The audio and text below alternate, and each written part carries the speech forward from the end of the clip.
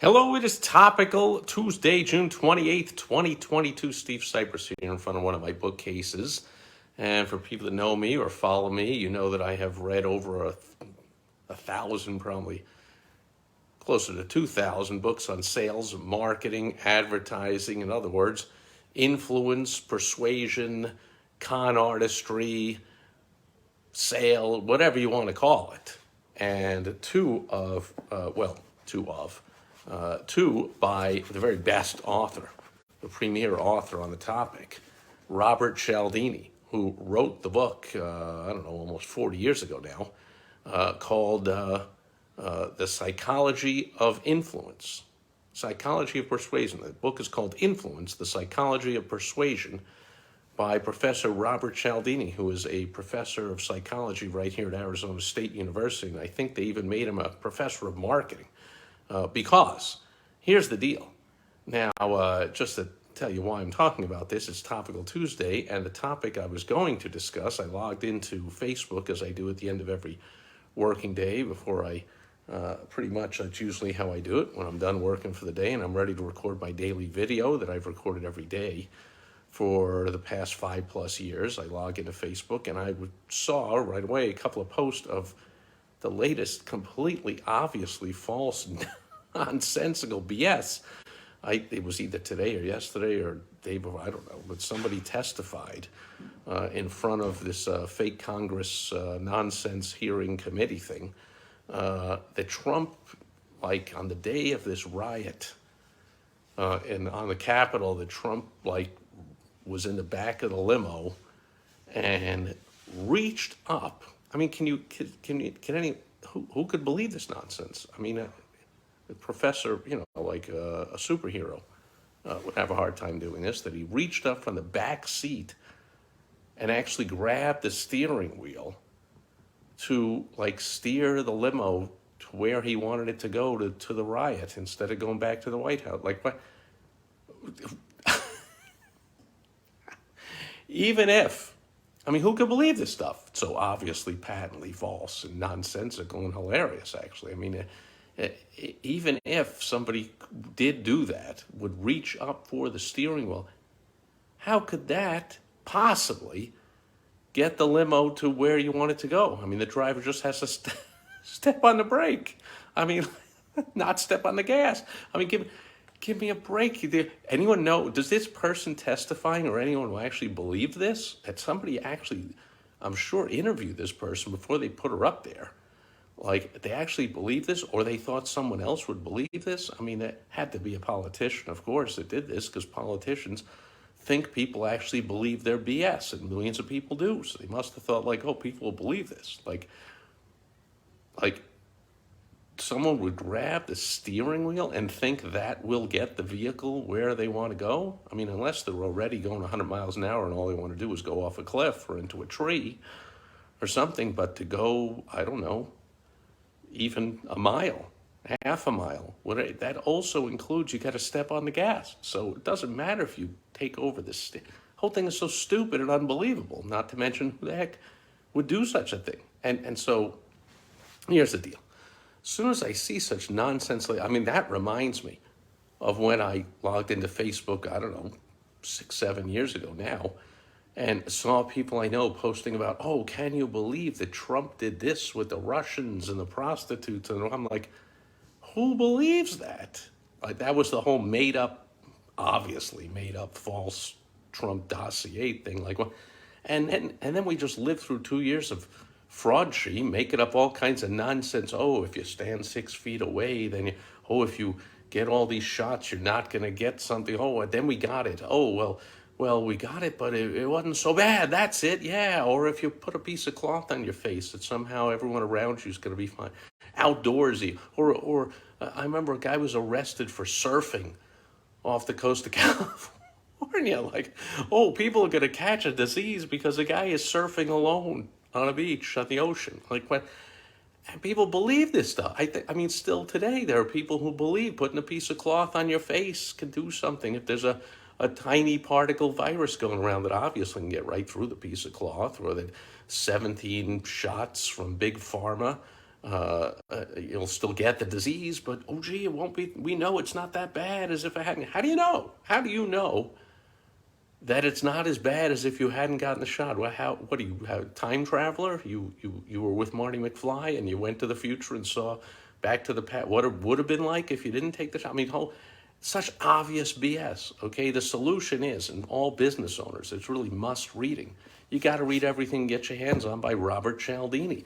I noticed I don't have the copy of that original book, Influence, The Psychology of Persuasion, because I've given copies away through the years to clients, and apparently last time I did, I haven't gotten it back. I got to get another copy. I've gone over and over and over it. That's basically 6 basic principles that Cialdini came up with. Now it's a little, it's a little tough reading. I'll just say it's a little dense because he is a professor, right? So an academic. So there's tons of footnotes and these studies and this and that and whatever, and all these facts and figures and data to back it up. So it's not like a quick read, but find the 6 principles. And then, I don't know, about 5 years ago, Cialdini added a 7th one. So understand these 7 principles of persuasion, why people believe things. And then he wrote this book, 50 Scientifically Proven Ways to Be Persuasive, yes. And then Persuasion, I think, is a latest book he came out with a few years ago. Get yourself a copy of these as a business owner. You know what's interesting also is that Cialdini, this is on topic for what I'm talking about here today. Cialdini says in the forward, preface, introduction, whatever, to his original first book that he wrote it because he wanted to do a study of how con artists, how politicians, flim-flammers, and then, ironically, Obama, Hillary Clinton hired him, and he worked on their campaign. So, Hillary, kind of clumsy, but Obama, one of the slickest con men of all time. Like, no kidding, of course, he had help from Cialdini, how to do it. So Cialdini says in that original introduction, preface, whatever, to that first book that he did that research, he wrote it to help people from being taken by con artists / politicians, media members, big business owners, whatever it is, anybody at all that's lying for a living, or these bureaucrats, Fraudchi and the rest of them. Like, that's why he wrote the original book. But then soon found out that people weren't buying the book to learn how to not get taken by a con man, but business owners, people in the world of marketing and persuasion and influence and sales, who make money from convincing people to buy our products and services. We were the ones buying the book. We were the ones that were clamoring to have him come speak at marketing events. So eventually, like I said, they made a psychology professor also a marketing professor. Because we're the ones that made him the superstar that he is. If it would just been a book on how not to get taken by con artists, nobody would read it, nobody would still, book's been out almost 40 years. There's still people believe this stuff, that Trump was with some prostitutes and a Russian whatever, or now that he grabbed the steering wheel. What human being would grab a steering wheel thinking that'll somehow get the vehicle to something that's a mile or 2 or 3 or even half a mile away? But did he also did this person testifying say, oh, and he also somehow stepped on the gas from the back seat? Because you can't, come on, so just so obvious. Oh, and then you have all this rioting and nonsense about this Supreme Court decisions, like this Roe v. Wade one. When I was in law school, which also was around the same time that Cialdini's book came out, early 80s, that Roe v. Wade had only been out about 10 years.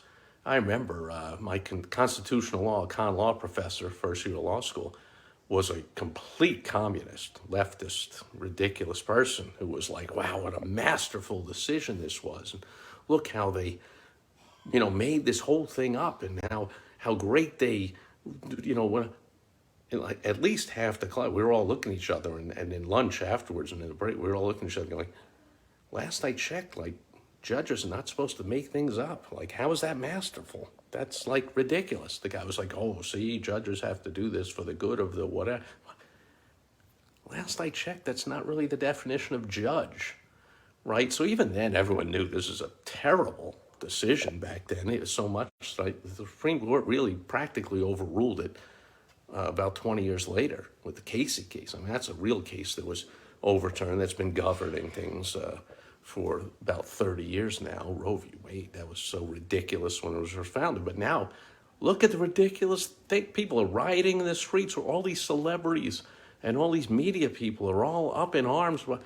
Last I checked, almost every celebrity and almost every media person lives in a city, in a state that is governed by such far leftists that, if anything, the laws on abortion will be relaxed and there'll be even more abortions in later term, and people actually coming in there to get abortions from states where they can't and whatever. I'm like, nobody's right, no celebrity's right to an abortion taken away, or anybody lives in a big city or anything like. But that's all you see and all the right. I mean, people just, and then people believe that. They see some celebrity or media person saying such a thing at an award show or on TV or whatever, and they actually believe it. Stop that, cut that out. If you're a business owner, you really got to study Cialdini.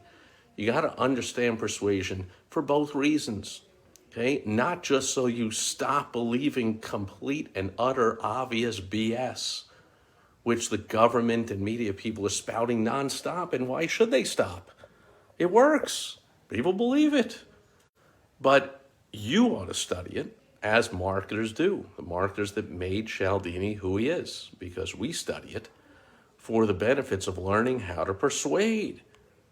What makes people believe? How to persuade them. You want to just let the con artists and the politicians do it? Like, you got to be doing it. At the very least, you got to hire people that know how to do it, that know how to write your messages, write your emails, your video scripts, your ads, put your website together. You got to get somebody who knows what they're doing. And too many times I see people hire people because they know how to make a website pretty, or an ad or a postcard, or they know how to, make a video go viral or what, but they don't know the point of the whole thing. They don't know what it takes to persuade someone, to convince somebody to sell ideas, products, services to people. So at the very least, you've got to get into everything by Cialdini, and then you can instantly also just crack up laughing at obvious falsehoods and nonsense and watch as the masses believe this stuff. That's the good news for business owners, for people that are into marketing and advertising and sales, which all business owners have to be, or else you're out of business. Like 90% of the businesses that'll fail. They don't concentrate enough on advertising, marketing, and sales. Like, if you're going to fall for this stuff, if you're not going to learn how this works, you're not going to see this stuff and laugh and go like, wow, I see what they're doing. That's based on this principle. They're trying to use this principle. If you don't understand that stuff, like, man, and your competitors do, you're in big trouble. Even if you have no competitors, you're really in big trouble if you don't learn this stuff. So that's my advice here.